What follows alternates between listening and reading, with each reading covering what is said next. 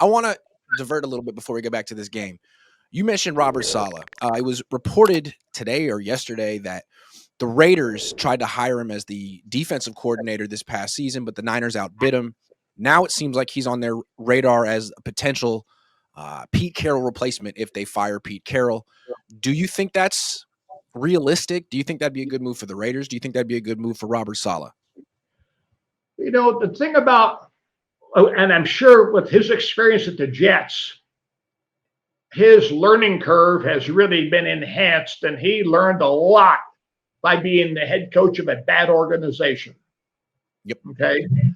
And he's being paid well by the Niners. He's going to get offers, but now that it's not going to be his first head job again, he should not be so quick to bite. Yep. So the thing about it, they were going to bring him to Vegas as a head coach in waiting if he had come aboard as a defensive coordinator last year. He'd be the heir apparent to Pete Carroll. They have a previous relationship and they have a similar philosophy. Yeah. But I don't, it's going to be difficult for somebody to want to come into this organization in Henderson, Nevada, Vegas, because they are multiple players away from being even a 500 ball club, let alone a playoff contender. Well, I was saying is like he could bring Mac Jones with him theoretically, and maybe Clay Kubiak, the offensive coordinator who doesn't call plays here, but still you don't have wide receivers, you don't have an offensive line, you don't have players. Correct.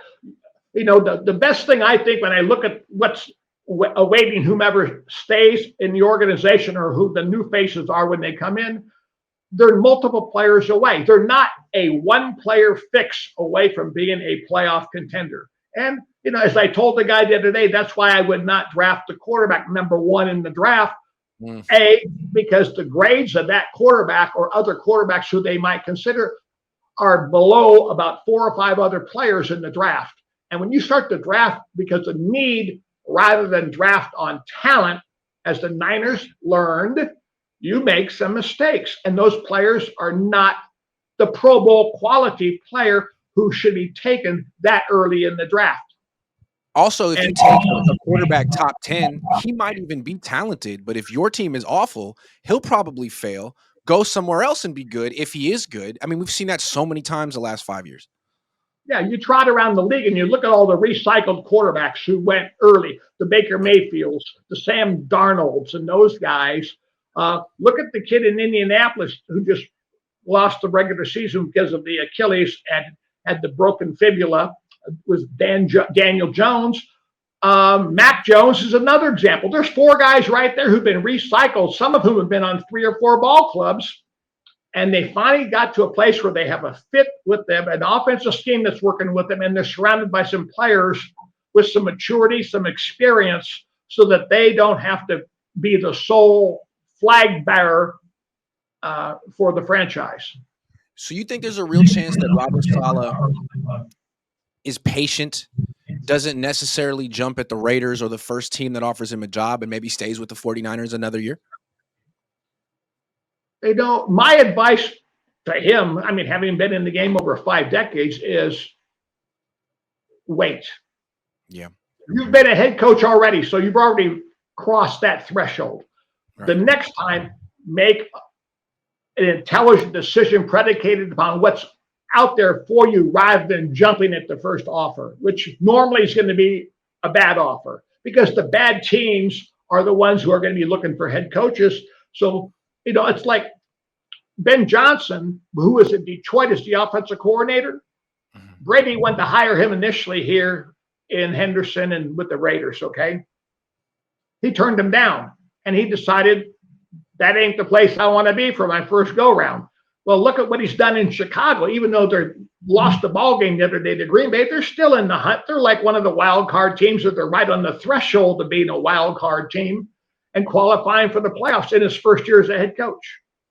So, yeah, sometimes you have to bite the bullet and bide your time and patience rather than diving off the board and not knowing how deep the water is. Yeah, because if he fails with the Raiders, which everyone does, he's not. I mean, how many coaches get a third chance when they fail twice? Well, I think the Raiders, since we were there in the 80s and early 90s, have had 18 different head coaches. They've had, what, 5 or 6 in the last 6 or 7 years. I mean, and so maybe the issue is bigger than the coach. Maybe it's the owner and the minority owner and the announcer who's making decisions for them. Especially when he's doing it long distance. One of the things is, how can you be a owner of a minority share, but you've been given 100% of the voice of football operations? You brought in your own general manager who was your teammate at Michigan when you were playing quarterback and he was playing linebacker. You're into all this analytics, but yet you're never around, but you're making decisions via long distance. Even the players say, hey, Tom, if you want to run the organization, get your behind in the office and work. So if Salah were to take the job with the Raiders, whoever takes the job with the Raiders is going to have to deal with Tom Brady meddling constantly from God knows where, with whatever expertise he has. Well, it's going to be Brady's choice, right? Oh, because he owns the GM. That Spytek is his guy. And Mark Davis has just thrown up his hand and say, Tom, help me. Yeah. Mark says, hey, I don't know if the ball's pumped with air or stuff with rags. You help us make the decisions to re-engineer, get this ship flowing in the proper direction. And right now it's still a rudderless ship. Yeah. Salah probably shouldn't take that job. You think there's a possibility that Mike Tomlin leaves Pittsburgh and that's open? Because, who wouldn't want that job? You get 20 years of job security. Yeah, but they've been talking about Tomlin being gone for a decade. That's true. And the guy, they're not going to fire him. They're like hoping he leaves. Like, hey, why don't you check out another team?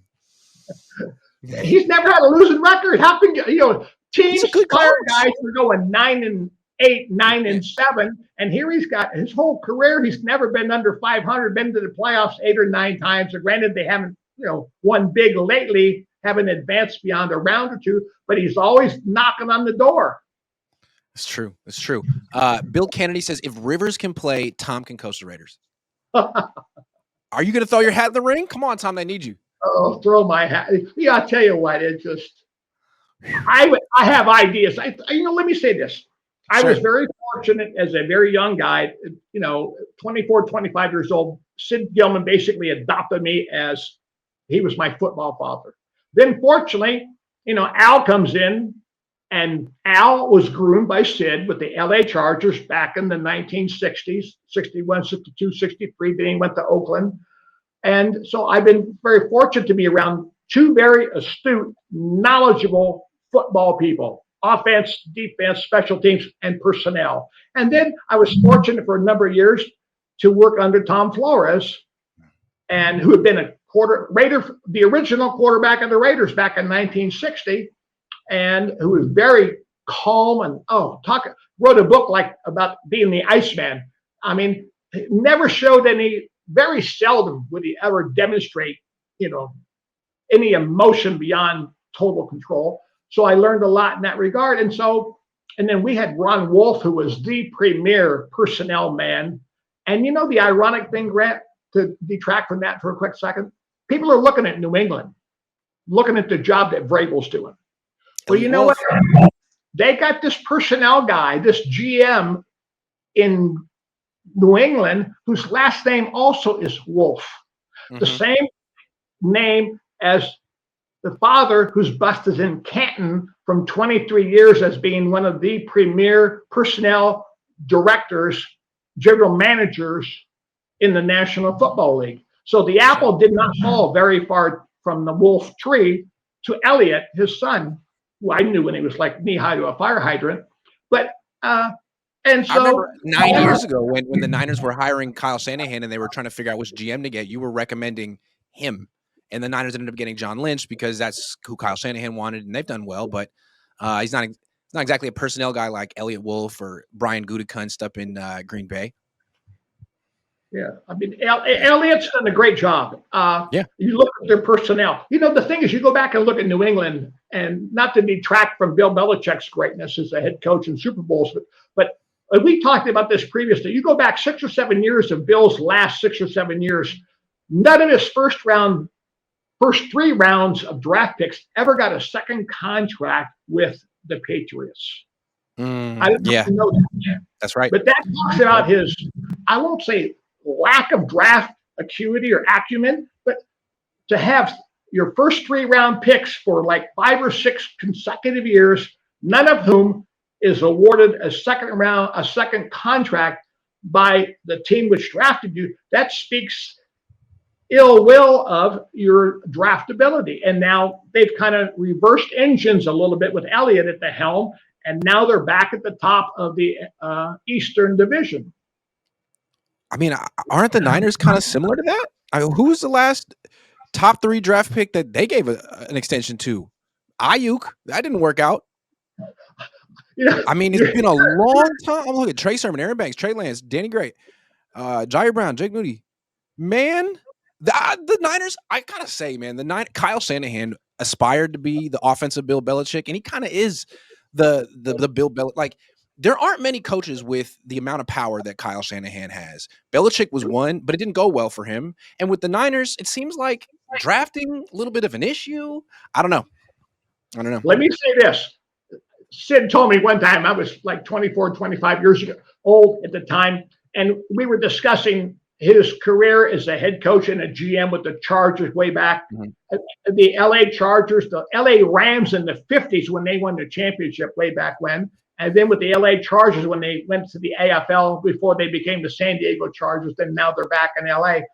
He said the biggest mistake that he ever made was that he would watch 16 millimeter film, 10 or 11 clips of a player for the draft and say, okay, that's my guy, as opposed to listening to his scouts who spent all year traveling the country watching thousands of feet of film.